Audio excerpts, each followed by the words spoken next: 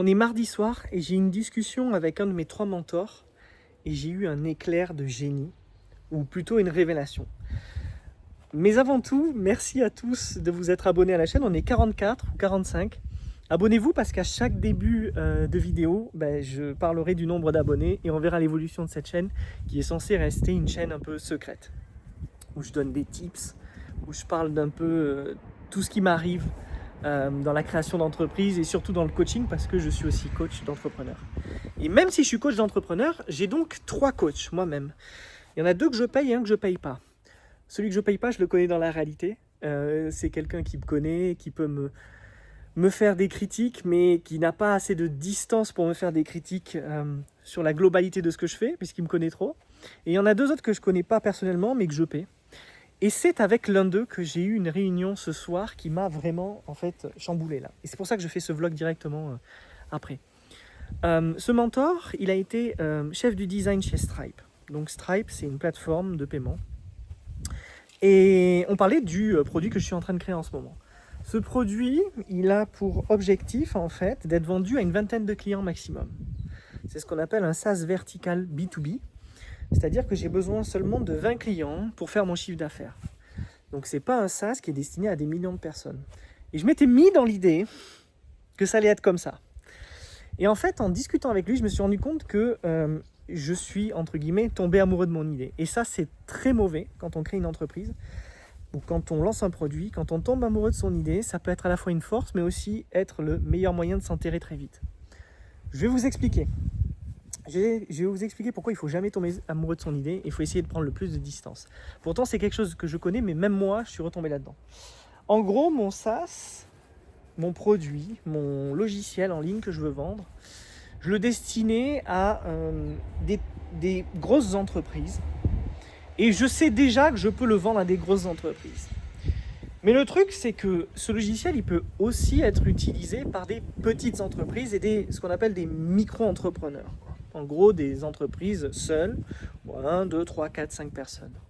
Le truc, c'est que dès le départ, je me suis dit, je ne vais pas faire beaucoup d'argent avec ces gens-là et je vais devoir les gérer et tout le reste. Mais mon mentor, lui, qui est maintenant indépendant, qui a son studio de design, m'a dit, mais c'est complètement bête, Guillaume, parce que moi, en tant que petite entreprise, même si tu fais un petit prix pour moi, je verrai 0 risque à prendre ton produit. Et donc, il y aurait beaucoup moins de friction à ce que moi, je rentre dans ton produit. Surtout qu'il est novateur. Et à la fois, en fait, il est extrêmement simple d'usage. D'ailleurs, il m'a dit un truc qui m'a marqué. Il m'a dit, tu sais, Notion, c'est seulement Google Doc en mieux. Mais tu m'ouvres pas la porte. Tu m'ouvres pas la porte et j'ai pas besoin que tu payes du marketing pour pouvoir commencer à payer un petit prix parce que tu verras, la plupart des gens qui payeront n'utiliseront même pas ton outil. Et ça, c'est incroyable parce que je sais que c'est vrai.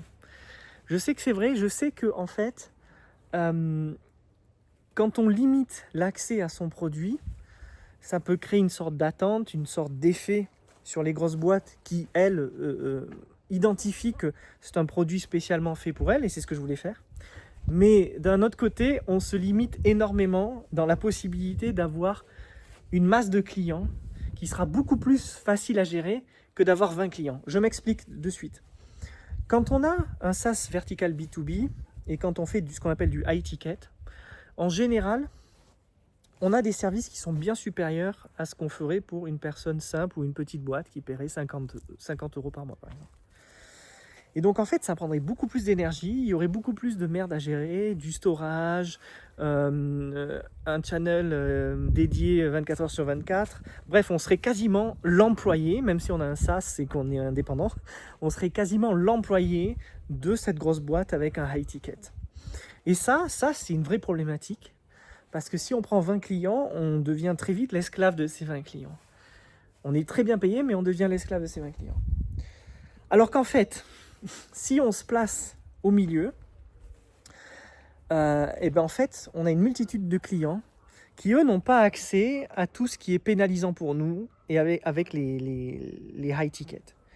Par exemple, quand on ouvre son produit à plus de 10 000 ou 15 000 ou 20 000 ou 100 000 clients, peu importe, à une multitude de clients, on ne peut pas promettre d'avoir un channel dédié 24 heures sur 24 parce que moi, je ne peux pas répondre à 10 000 clients.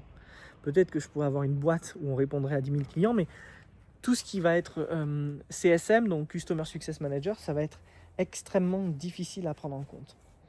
Mais si on peut trouver un in-between, c'est-à-dire un endroit où on peut se caser au milieu, c'est-à-dire entre le high ticket et le low ticket, et permettre aux utilisateurs d'utiliser son outil de façon à ce que les coûts soient assez bas et que le client puisse quand même payer quelque chose pour l'utiliser à n'importe quel moment pour n'importe quel usage, et ne pas le restreindre comme moi j'ai voulu le faire à certaines niches de certaines boîtes, eh bien peut-être que ce serait une solution beaucoup plus simple à prendre en main, et peut-être qu'en fait on passerait sur un autre modèle. Alors je suis désolé, c'est peut-être un peu complexe le sujet dont je parle maintenant, mais tout ça pour vous dire que même quand on a l'expérience, même quand on enchaîne les projets, et moi ça fait plus de 15 ans que j'enchaîne les projets, alors pas les miens, hein, mais j'ai fait 15 ans de freelancing, j'ai bossé pour des boîtes aussi, j'ai lancé au total 3-4 projets réellement, et bien même quand on a cette expérience, même quand on a ce recul, on fait quand même des erreurs de base. Et ça, c'est une erreur de base, de tomber amoureux de son idée, de se dire ça va être comme ça, c'est ça qui va se passer. Moi, je pense que non. Moi, je pense qu'il faut essayer d'élargir au maximum possible les capacités dès qu'on en a l'idée, dès qu'on en a l'intuition. Et là, ce soir, j'en ai eu l'intuition, je me suis dit, mais en fait, je pourrais ouvrir mon produit pour mon mentor. C'était pas le but, mais je pourrais l'ouvrir. Et d'ailleurs, ça va être mon premier utilisateur, ce qui va être extrêmement difficile à vivre, parce que vu qu'il a une expérience de malade et vu qu'il a un sens critique aigu, et notamment sur le design et l'usage, domaine où je suis censé, entre guillemets, exceller, eh ben je pense que je vais en prendre plein la gueule. Mais c'est ce qu'il faut. Il faut absolument en prendre plein la gueule. Et c'est d'ailleurs le rôle que j'ai moi-même quand je coach les gens. Quand je coach les gens, je me dis, comment je peux faire pour l'amener le plus loin possible, le plus vite possible. Parce que je sais qu'il y a plein d'étapes, ça sert à rien de passer du temps dessus, et la majorité des gens passent beaucoup de temps sur des étapes inutiles. Mais je me dis, comment je peux faire pour aider les gens le plus vite possible et le maximum possible. C'est pour ça que j'essaye d'être cash, straight to the point, comme on dirait. Et ça plaît ou ça plaît pas, mais je pense que c'est toujours la meilleure façon de faire. Voilà. En tout cas, on enregistre encore à l'arrache ce petit live, enfin cette petite vidéo. Bientôt j'ai mon studio. Là, vous voyez, je suis pas du tout chez moi. Je suis en Bretagne. Mais il faut avoir en fait ce recul sur soi-même. Et ça, c'est le plus dur. Je sais pas comment on acquiert le recul sur soi-même. Je sais pas comment on fait en fait au final pour avoir un sens critique sur soi-même. C'est très difficile. Je pense que c'est aussi lié à notre vécu, c'est lié aussi à notre mentalité. Je sais pas. Si vous avez des exemples dans les commentaires, n'hésitez pas à laisser un message et à me dire sur quel problème vous avez buté pendant longtemps et à la fin vous vous êtes rendu compte que vous avez perdu du temps. Moi, j'essaye au maximum de ne pas perdre de temps sur les problèmes, et c'est pour ça que j'ai des coachings, que j'ai des mentors, que j'essaye de communiquer au maximum sur ce que je vis, parce que j'essaye le plus rapidement possible d'atteindre mes objectifs.